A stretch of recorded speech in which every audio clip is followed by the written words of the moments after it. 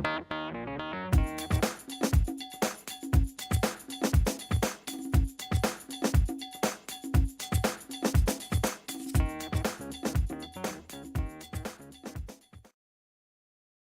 recently gave a disability workshop using smartphones and social media for emergencies. And so Barbara's going to talk about that with us today. I did it with the Schreiber Center, UMass Medical School. It was a collaborative conference, and it was funded by the Commonwealth of Massachusetts, the DDS Southeast Training Council. Very, very wonderful of them to fund it.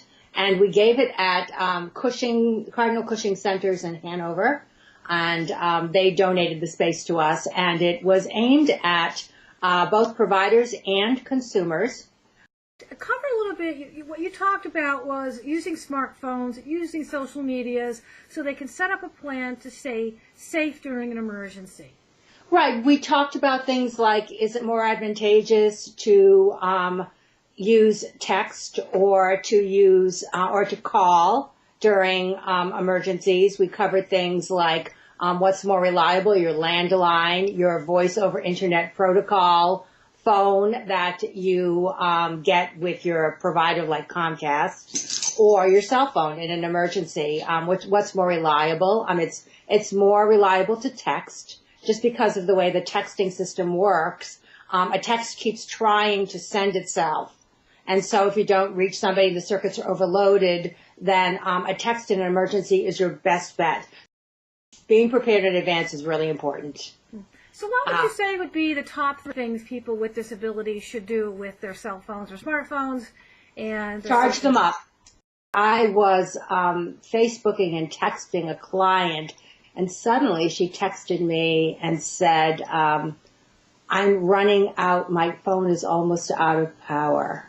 And I said, oh my gosh.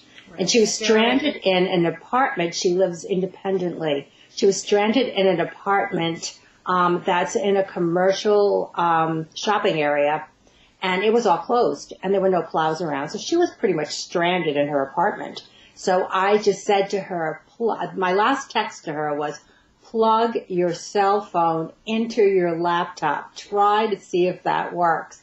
And she did it. And so she actually was able to get in touch with somebody to pick her up, somebody with a vehicle who could get through the snow. There are emergency radios that you can buy that have a power-generating hand crank feature, and you can actually hook your cell phone up to these, and you hand crank them, and you can generate enough power on your cell phone, your iPhone, whatever you might have, to make some extra calls. And if anyone else would like to have your workshop come in and talk about disabilities and emergencies, what is the best way for people to contact you?